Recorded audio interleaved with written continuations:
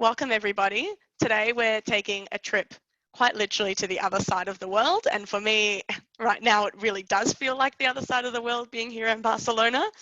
I really also hope that the closed captioning likes my accent because I don't know, it must be used to, I guess, US accent, so we'll see how that goes. Let me start by introducing myself. So I'm Gabby, I'm 28 years old. I live right now in Barcelona, Spain. Last time I gave this talk, I was living in the Moishe house, which is a young person's Jewish house. Right now, I live with a flatmate, American, from Chicago, and I'm living pretty close still, though in a different house. As Danny said, I grew up in both New Zealand and Australia, and I also did a year of Shnat Shirut in Israel, and now have been in Spain since mid-2019, so about 6 months before the pandemic started and everything. I met Danny, I guess, through my work with Moishe House, so it's a pleasure to be here. I was a bit taken aback by how many people are here, so thank you all for joining. And what I guess I want to start today about saying is what you're getting is a view that is my opinion. I need to be very clear that it's a mixture of facts and anecdotes, but it's coming from myself, who's a secular Jew, who was active in the community and has seen all sides of the community, but I'm coming and representing myself in the broader spectrum. So everything that I say, take as an opinion versus fact, unless I will tell you which is actually the fact. So let's begin. So when I say New Zealand or Australia, I just want you to have a think, and normally I ask people to write in the chat, but there's quite a lot of us. So I'm going to just say, just have a think about what you think when I say New Zealand or Australia.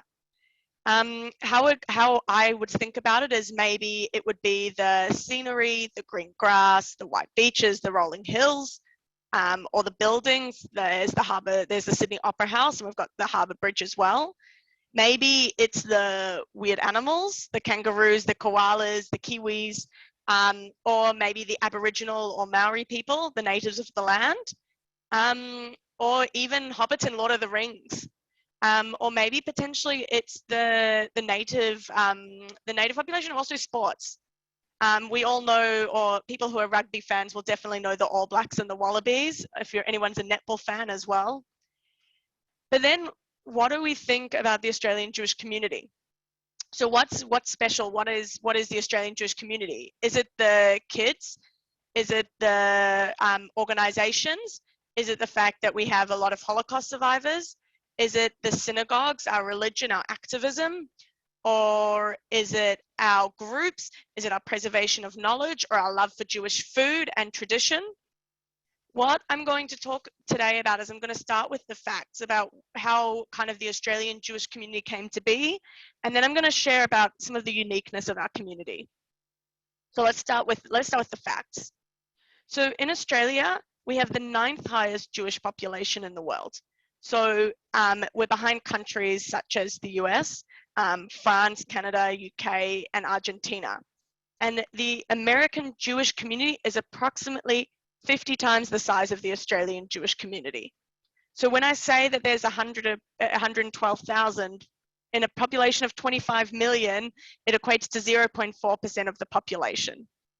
And despite that very low number, I guess, in the scheme of things, I'm going to discuss about why Jews still manage to make a splash in our community. Organizations, I did some counting, and what I counted was around 120 Jewish organizations. So what that roughly equates to is about one organization for 1,000 people. And this isn't even including schools and synagogues. So this is including organizations outside of that realm. What do these range from? They range from dance groups, charity groups, sports, Jewish education, youth groups, just to name a few of the many. And we also have the highest per capita amount of shlichim. So for those of you who don't know what a shaliach is, it's an emissary from Israel. We have the highest per capita in the world. Immigration. Immigration is that we have half of the Australian Jewish population, even though it's actually pretty close in Australia as well, are immigrants, with the most significant being from South Africa, but also the former Soviet Union, the UK, and Israel. The South African community exists supposedly about 20% in New South Wales and WA. So in Sydney and Perth, for those people who have heard those states, so approximately 1 in 5 are South African Jews. And my family ourselves, we're also South African Jews. My parents and grandparents were born in South Africa. And then we also have about 10,000 people who have made Aliyah to Israel. Now, again, if you think about it in terms of our population size, that's about 10% of our Jewish population have made Aliyah, and it's about the last 20 years, but maybe potentially longer. And then lastly, Zionists. So Australia ran this study, possibly one of the biggest studies after the Pew Jewish study. The Pew Center is out of the US. I'm actually not sure where though. And we had a survey called Gen 17 in the year 2017. And the question was, although there are different opinions about what is the term Zionism, in general, do you consider yourself a Zionist? So this number of 70% is one of the highest in the world, if not the highest.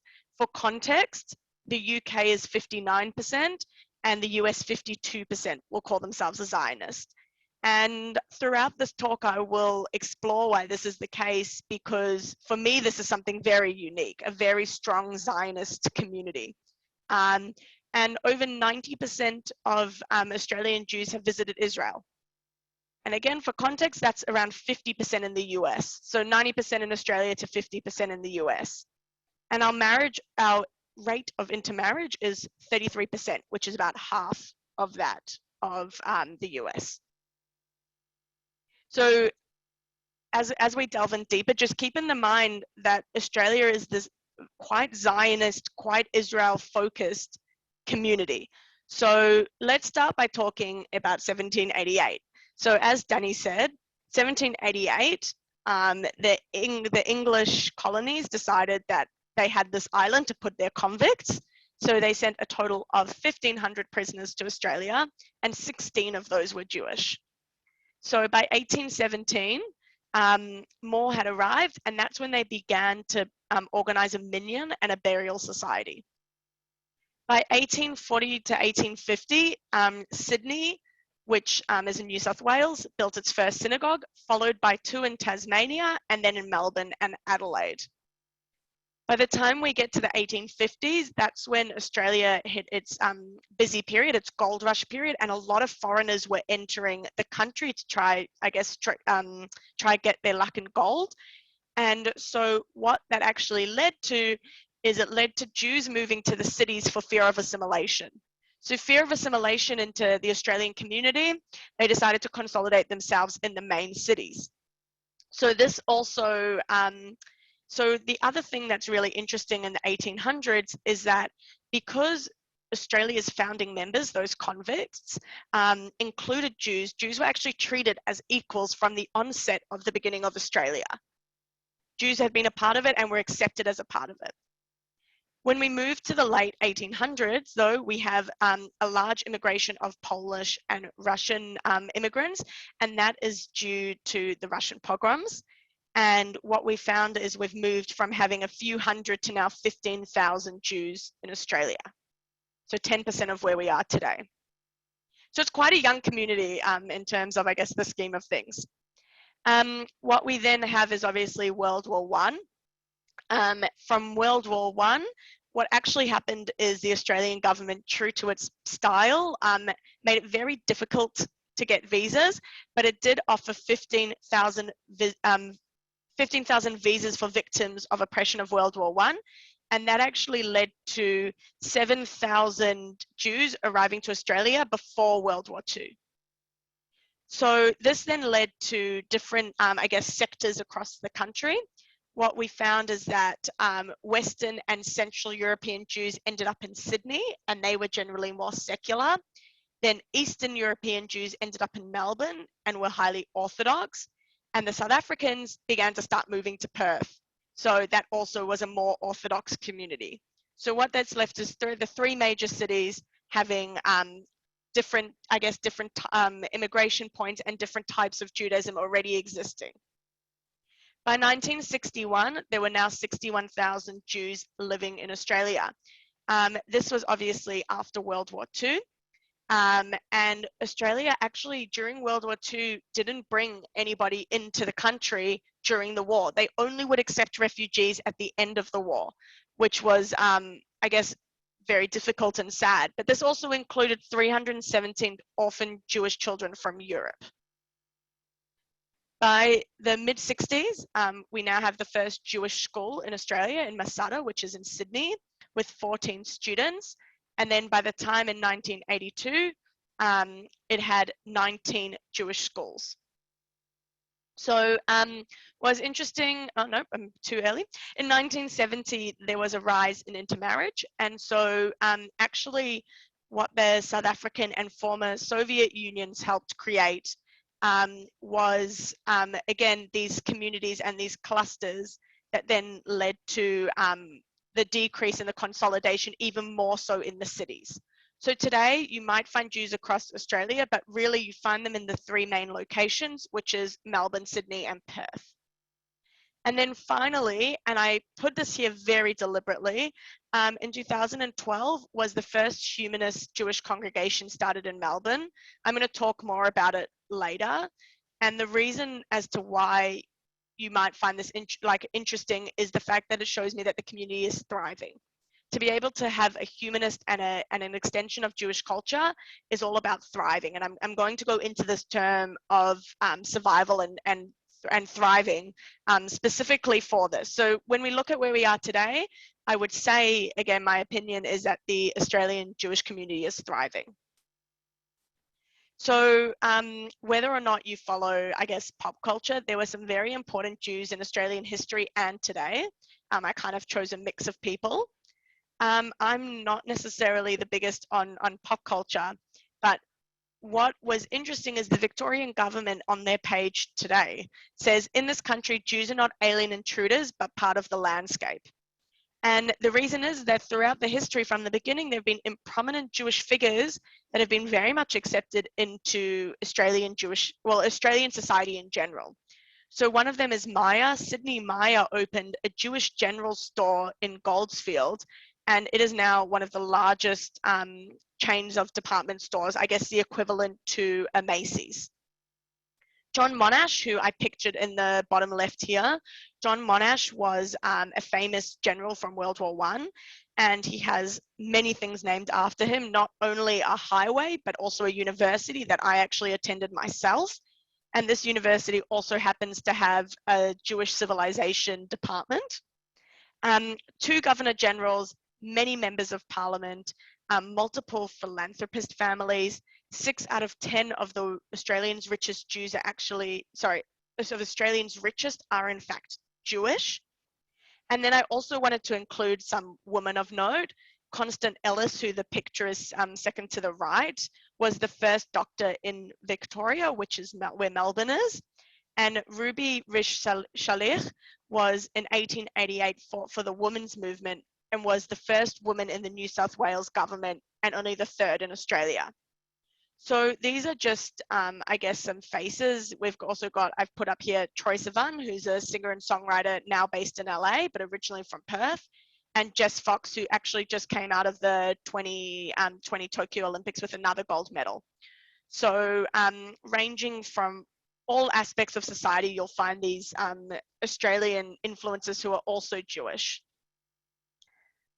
So now I want to share a little bit about my life. You've now seen kind of the broader context of how Australian Jewry came to be, but this is how I kind of identify and how my Jewish upbringing came to be.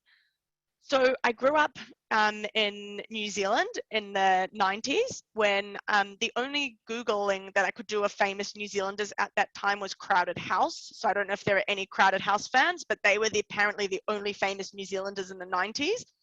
I could buy candy for 5 cents, and in New Zealand there was definitely a general calm.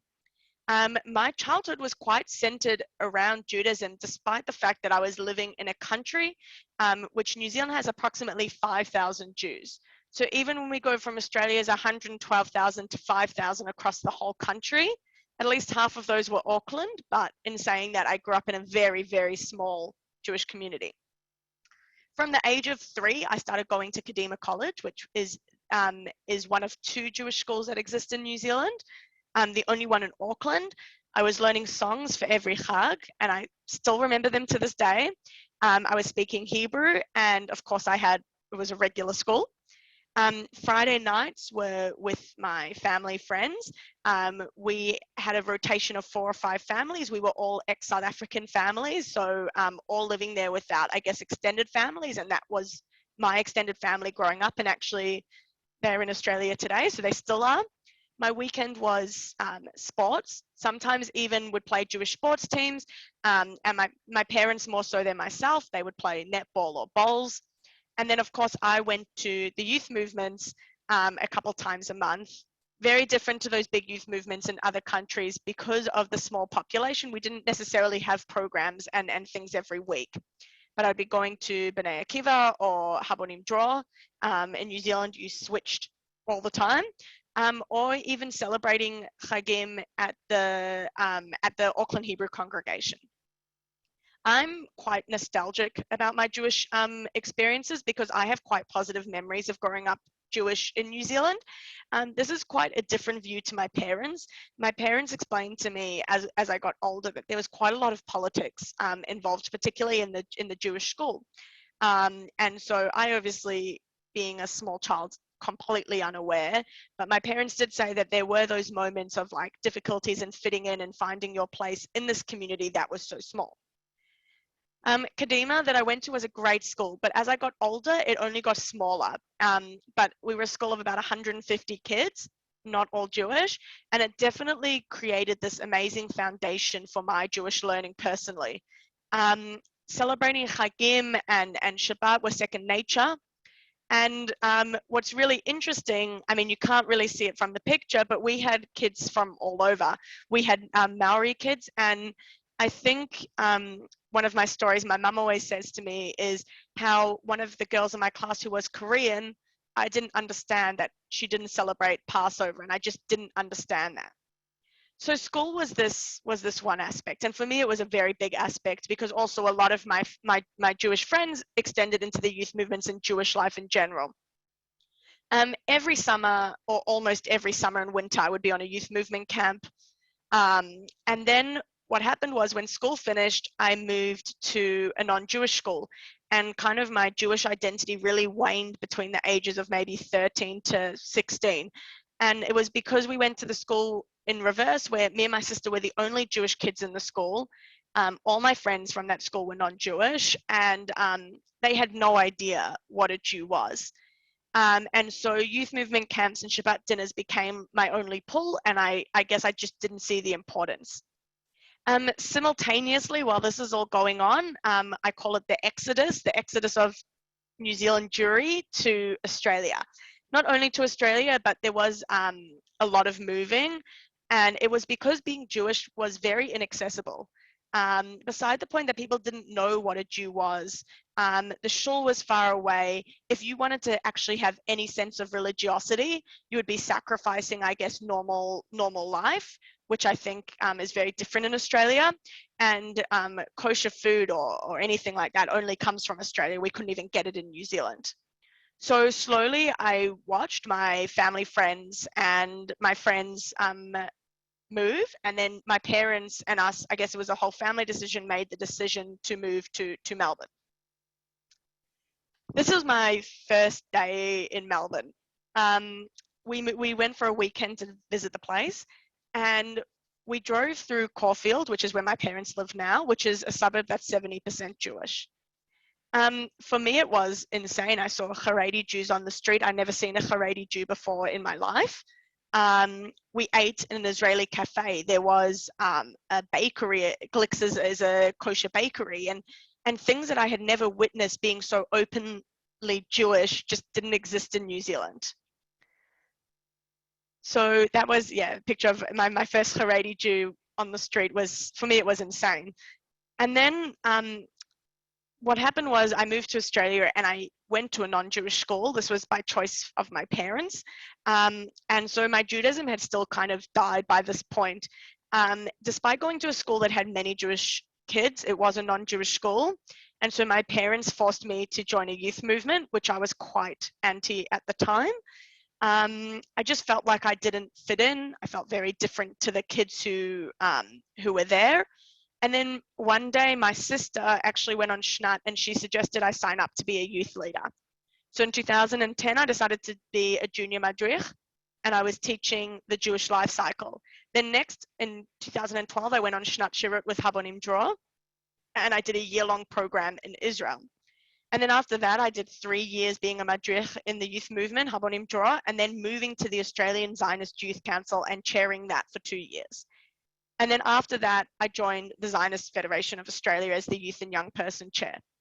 So what I found is that without this move to Australia, I don't think I would have embraced my Jewish life and identity as much as I have without this move. So now you've heard, I guess, the facts and then my growing up. I'm just checking time, we're good. But I also want to share what is so unique about the Australian Jewish community. What I just find is that there is such a breadth in religion, culture, languages. You can take Hebrew classes, but you can also take Yiddish and Russian. You can be a stout Zionist or you can be a Bundist. People choose not to associate, and it's a choice because, and this is again my opinion, I feel that in the community there is a place for everyone. There's just so many different options that generally everyone can find their place. So I want to focus on 3 pillars, youth, Zionism, and immigration that I think are very specific and unique to Australian Jewry. So as I mentioned, we have obviously the Australian Jews, which were originated from the convicts, and I know a few families who are 7th, 8th generation Australian Jew. You then have the South African families who are like mine. And then many from Russia and the former Soviet Union. We're just so defined by the immigration to Australia. And the one thing I always joked about is that New Zealand wasn't just an offshoot of the South African Jewish community. Our food was South African Jewish. We just thought it was Jewish, but I now, as an adult, understand that our food was very much adopted from South African Ashkenazi Judaism. In Australia, the one school, Moriah, has so many Australian and South African kids and teachers that the students have actually accidentally adopted a South African accent. And I'm not even kidding. You speak to kids from the school and they speak with a South African accent. Russian is actually the 2nd most spoken language after English in the Jewish community. And so there have been specific groups of the community that exist as Russian speakers, and there's a whole Russian speaking Jewish community in Australia. And so all of these cultures have kind of melted together to form this multicultural troupe we call Australians. And I think I also just need to point out about Holocaust survivors. Australia has the highest per capita of again, Holocaust survivors in the world. It's been a privilege to be able to grow up hearing firsthand accounts from Holocaust survivors. Obviously, many of them have now aged, and we're not going to have that opportunity for much longer. But it's a very interesting perspective, and I think a lot of the generational thoughts about Judaism, and maybe one of the reasons, again, this is a hypothesis, that intermarriage is so low is due to the really high number of Holocaust survivors that we have existing in Australia. All right. So the question is survive or thrive. I mentioned this earlier. I think this is mentioned a lot with Jewish communities. Are we surviving or are we thriving? I would say that at the beginning of Australia, the Jewish community was just surviving. It was coming from a strong Holocaust background. And so, no, sorry, let me go back to before that. At the beginning, it was, surviving, mainly to figure out how they can shape a Jewish identity in this country that is far isolated from the rest of the world. And as well as that, then you add on top refugees and post-Holocaust trauma.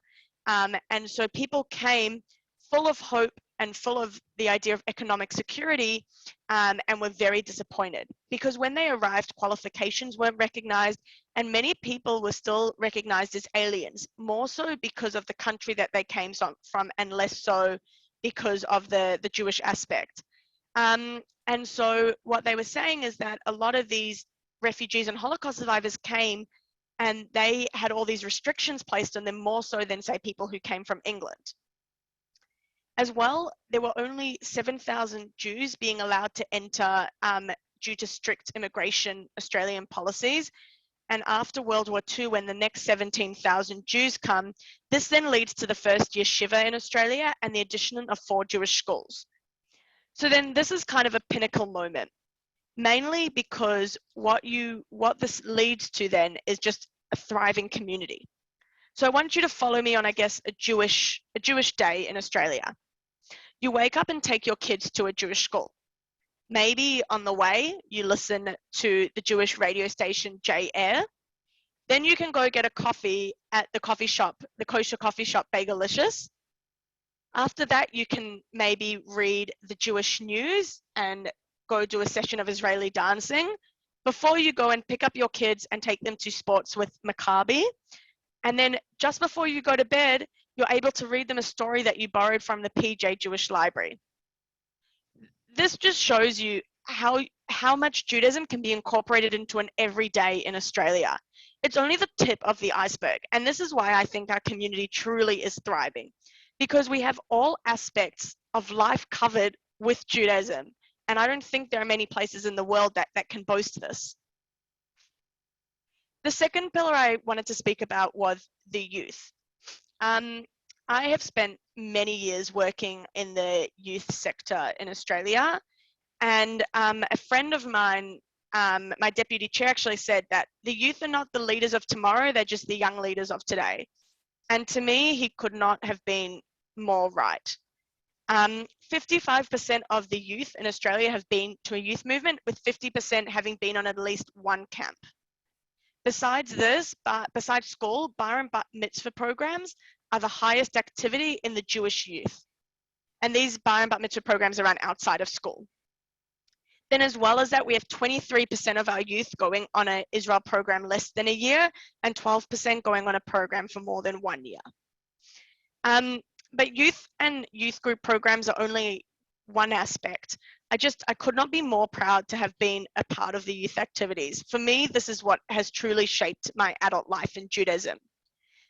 In both Australia and New Zealand, you find the youth so active in every aspect of Jewish life, from summer camps to seminars to chagim to helping the community. And even if you look at the picture on the left, actually branching out of the Jewish community to work with remote and Aboriginal communities. I just have so much pride, and I feel so proud to have been a part of this. And yeah, the youth just deeply care about the community, and they are builders. And they're often working with these big umbrella organizations to stay relevant. And I think this is what feeds the community for the younger generations. And you'll find that a lot of our leaders and our adult leaders originally came from one of these groups. So I wanted to talk about a success story. I actually just need to check that I'm sharing sound. I am, great. So I want to share a success story because, one, I love it too, and second, because I was a part of this story. There came a point in my young adult life where I just found that Judaism and that synagogues were no longer relevant. I grew up in an Orthodox Jewish family, Orthodox by synagogue, not necessarily by practice. And so after my bat mitzvah, I really only went to shul when I absolutely had to. So then it comes 2012. I had just come home from Israel, and my older sister took me to a secular Kabbalat Shabbat service. And I was quite reluctant because, again, at this point, I was kind of avoiding the religiosity side of Judaism. And I was expecting another shul type service. If we fast forward 2 years, what we had was we started to have services for Chagim. For Rosh Hashanah that first year, 50 people turned up. In the next year, over 100. And in the last year that I went, which was 2018, there were over 600 people from all ages. I just want to share now a video with you. This was the whole setup for the 600 people who joined that service. And so this video comes from just one of the sessions. I think it was all the youth group people together celebrating Shabbat.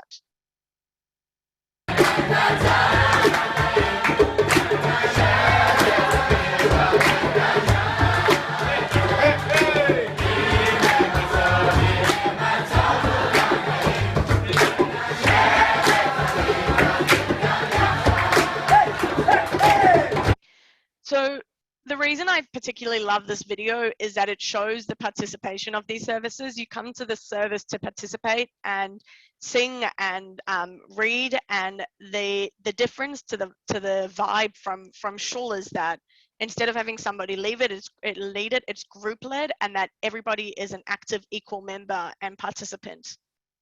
All right, and then I added the slide because this is only from a few weeks ago, the 20th of March.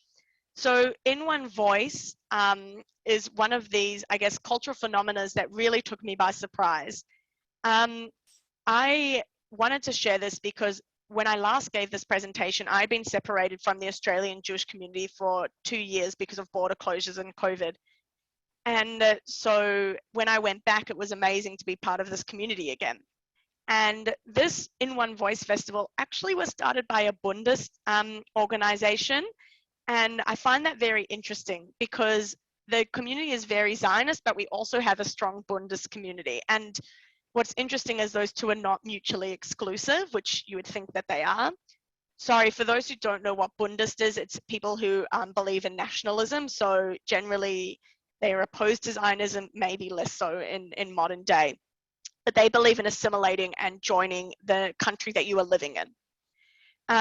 So in 2015, I went to the first In One Voice, and it wasn't great. There were a couple thousand people, and it wasn't anything to, I guess, boast about. But then I looked at the 2022 In One Voice, and I very deliberately chose the pictures, and I'll go through them in a second. But with over 10,000 people, but with the actual number unknown, and over 50 organizations participating, and this doesn't include local artists and designers and producers. So what I really reveled in when I saw this is a few things. The fact that they managed to get local Jewish artists, which I think is incredible in the top right. The fact that you can have a stage with music and everything, but at the same time, people there to lay to fill in. The organizations, organizers were all different ages and stages of life. The fact that you have a bushwalking group putting up a stall to make sure that people can participate, and for all ages. You see people from babies to elderly, and it was just a beautiful festival to see. And now I move on to Zionism. It's actually one of my favorite topics to discuss, because the truth is it doesn't make sense to me necessarily why Australia is so Zionist, because we have it really good in Australia, more so than in a lot of places in the world. I was reading an article about Zionism in Australia because personally I couldn't really answer why. To me, I was just Zionist, it was in my nature.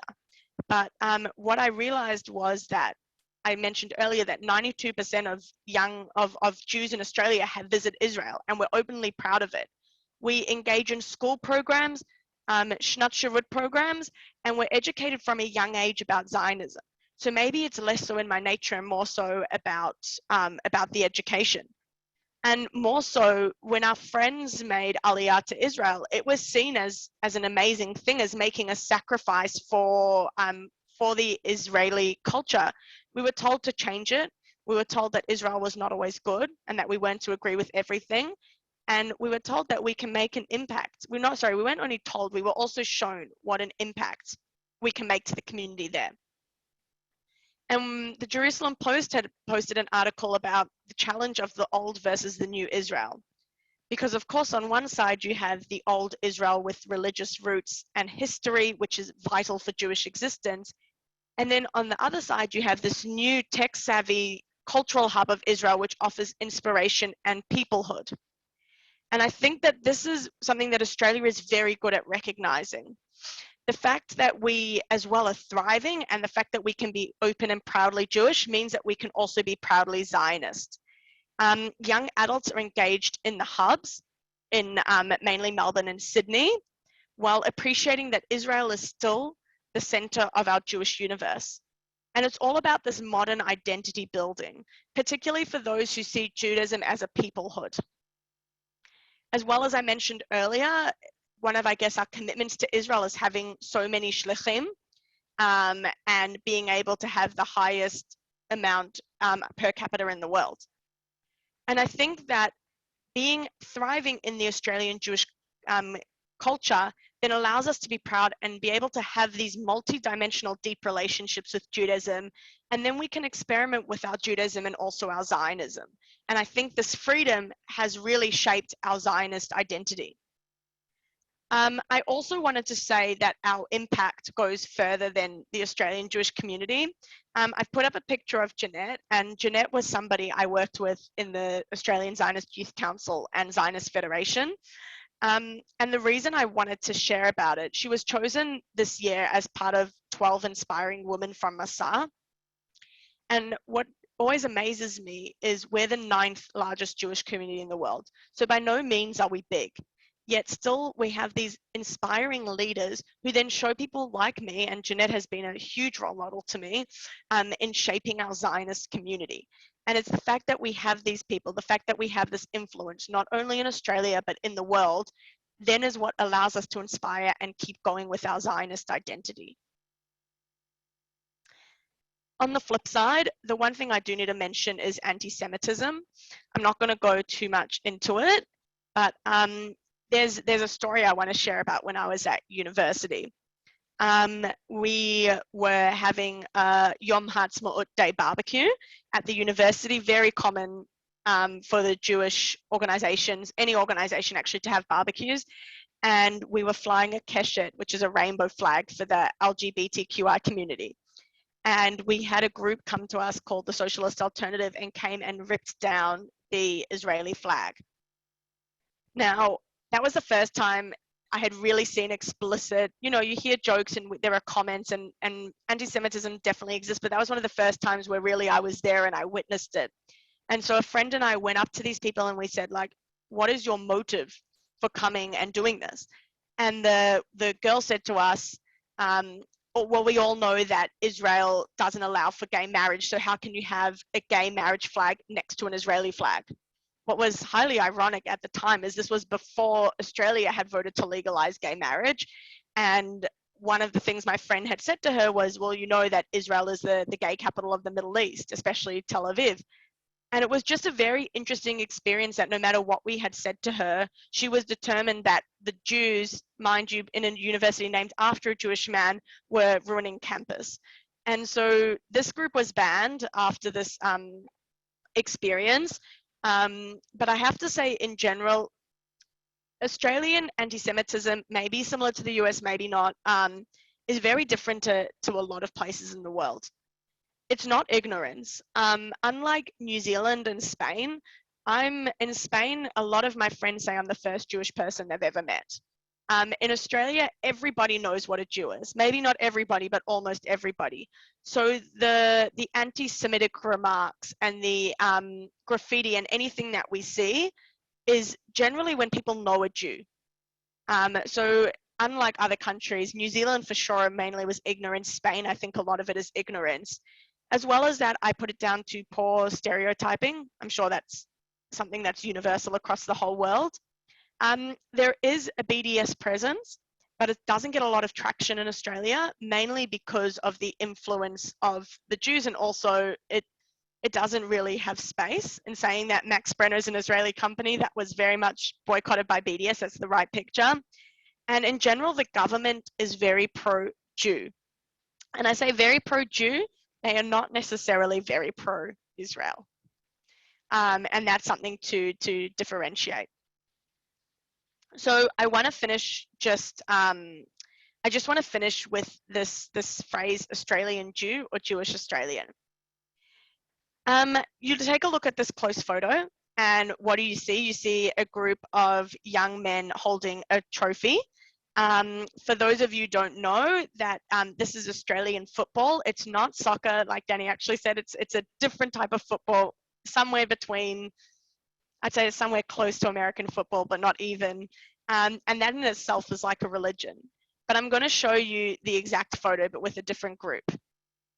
So what's the difference between these two photos? Again, we have a bunch of young men holding up a cup. Well, actually, this is the Jewish football club Ajax. Something that Australian youth seem to go through is this dichotomy about whether or not you're more allegiant to Australia or to Judaism. And it's funny because people will provide you an answer with this and place great importance on this. With the Australian community changing rapidly, both Jewish and not Jewish, finding some sort of identity is really important, also especially for young people. Earlier I mentioned that in my opinion, people can find their place in the Jewish community, but they might not necessarily find it in the religious sense. Maybe sport is their only connection. And I think that whatever it is and whatever people choose as their priorities, the fact that they've chosen to connect and they've chosen to prioritize for them in the community is something meaningful and is probably our greatest strength in Australia. So on that note, I am going to stop sharing. I think we're going to move to Q&A. I have told this to Danny before. If anybody has any further questions, you can reach me on my email. But I'm sure there are some questions. I've got to admit, I'm no expert on everything Australian Judaism, but I'm going to try my best to answer as many as I can. Great. Thank you so much, Gabby, for this incredible presentation. There are some questions. You did answer, we had a couple of people ask about anti-Semitism, so yeah, that you definitely covered. I printed out the questions. Let me just grab this. Sure. Alrighty, so going back to kind of the early part of your presentation, a few people asked about that original group of prisoners or convicts. Some of the questions were there any women in that original group, and who did the men marry, if they were mostly men? Also, do we have a sense of what their crimes were, and were the later arriving Jews also convicts? So I'm going to answer the best I can. There were women and men convicts. These convicts were considered not petty thefts or anything like that. Generally, they were sent away because they were bad people, murder, assault, that kind of thing. Again, this is the late 1700s, so who also knows what they got you into trouble for, but they were considered, I guess, not petty criminals. And there definitely were men and women. In terms of the proportion and how that eventuated, I'm not sure. In terms of, you know, is it that then that later the women were immigrants or anything like that? And then the second part of the question, I've forgotten. I think you pretty much covered it. Thank you. A few people also asked about the different denominations of synagogues in Australia. If you could talk about that, and is there a conservative movement as well, and kind of the split or the percentages, if you have any sense in terms of like how many Reform congregations there are, conservative, Orthodox, humanist, etc. So most of the Australian Jewish community will lead towards conservative to Orthodox, but in saying that, I'm going to say Orthodox in the sense of modern Orthodoxy. We range all the way from ultra-Orthodox Haredi all the way to people who will not step foot in a synagogue even if it's humanist. Majority of the synagogues will be modern Orthodox or conservative. We have the Masorti community, have synagogues in every city. And then part of it as well, Chabad has quite a big presence in Australia for multiple reasons. The Lubavitch community exists very much in the big cities, but as well as that, any kind of synagogue you find in a small town or in a small region with very low numbers of Jews will be run by Chabad. The people there might not necessarily be Orthodox, but that's your option. Another big denomination is Reform, with Temple Beth Israel kind of being the main Reform synagogue. So in terms of percentages and splits, I don't really know because I have less access to maybe the Orthodox side. Our biggest synagogues are Orthodox, then followed probably by Reform and Conservative. So I think most people mainly sit, I guess, in maybe the religiosity bracket in the center, where they're not completely secular versus not being completely ultra-Orthodox. In saying that, the ultra-Orthodox community is completely isolated. So even for somebody like me who is Jewish, I very much have limited interaction with them. Okay, thank you. Someone asked about the youth movements and whether they are politically affiliated. They are, and this is my expertise, so great question. There are 7 youth movements, let me say it again, there are 7 Zionist youth movements and 1 Bundist youth movement in Australia. There are only 2 that do not have political alignments. There are plenty of other organizations that have, say, a religious alignment and not a political, but you have complete spectrum as well. So from far left being Hashomer Atzair and Habonim Dror and Netzer, to far right being Beitar and Bnei Akiva. Maybe not far right, but in terms of our scale, and then we have ones that sit in the center as well. So when it comes to these umbrella organizations and pluralism, it's often challenging, but also often very interesting when you get all of these young people together to have these discussions. And are there Sephardi or Mizrahi Jewish communities in Australia and New Zealand? They're very small.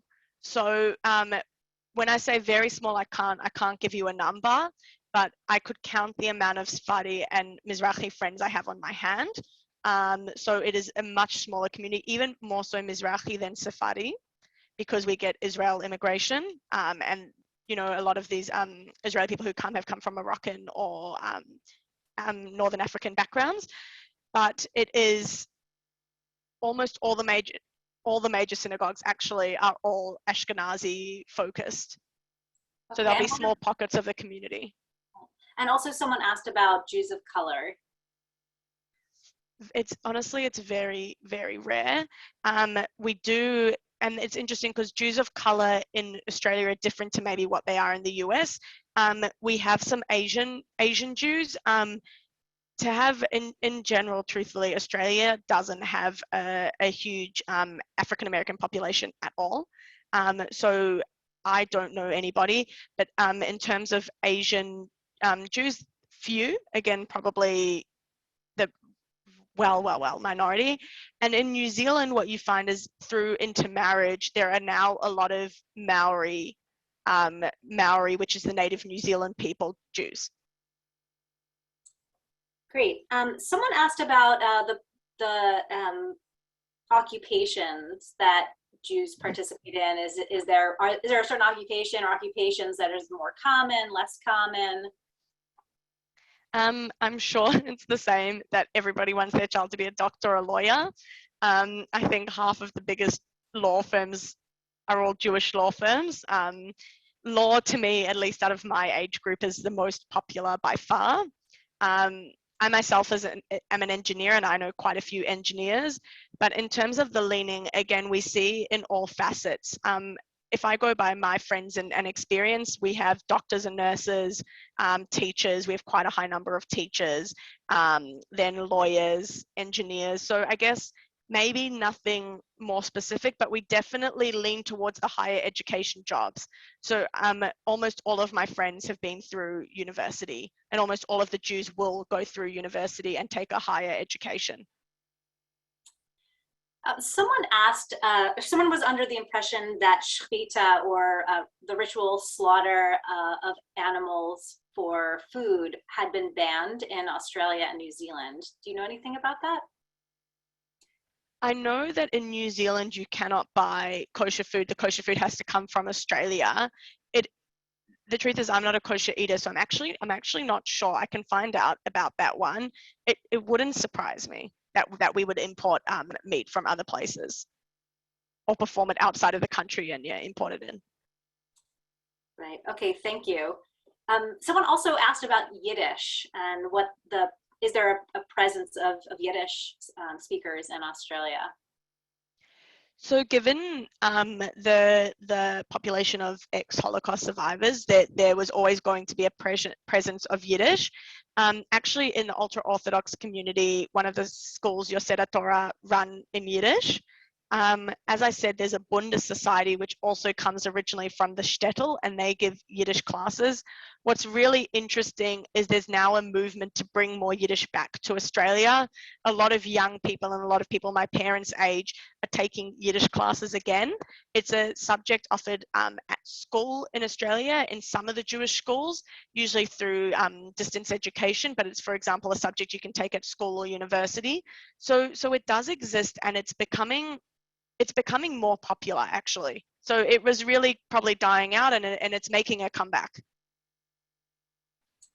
Someone was asking about conversion and whether that's common, widespread, popular even, or not so much. It's changing. And the reason I say it's changing is that I think the community is becoming more accepting of intermarriage and the ability to accept somebody into the Jewish faith without necessarily converting. In saying that, the generation before, so my parents' generation, very much, if people were going to marry, they were going to convert. Conversions definitely happen. I know a few converts, but for example, it's less common now than it was before. And also I think about countries such as Spain, and given the difference in like per capita, there are more converts here, I think, per capita than there would be in Australia. But also nowadays, a lot of people are very accepting about having one Jewish parent and not two. Okay, thank you. For our last question, I'll combine two. One is a little more personal question to you. The first part of the question was, do many of the Australian Jews who emigrate to Israel return to Australia? And then the second part is, why did you move to Spain?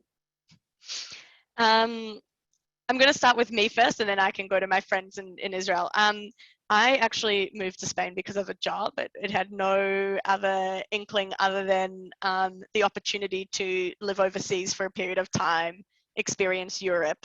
And I kind of ended up in Spain by accident. I actually was hired to the United States and couldn't get a visa. Different story, but I ended up in Barcelona, and it's been very exciting.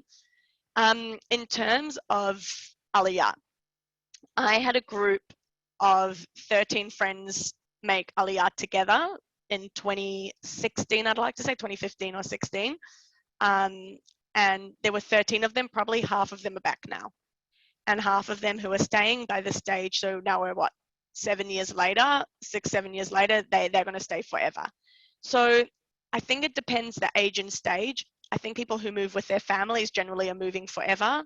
There are plenty of people as well who do a few years in Israel to get the feel as well of living overseas to come back. It's a mix, because living in Israel, in my opinion, is much harder than living in Australia. And when you have something so good and you're able to keep a Jewish identity, maybe it's different in the day-to-day in terms of being able to like live in the Jewish culture versus, incorporate it in.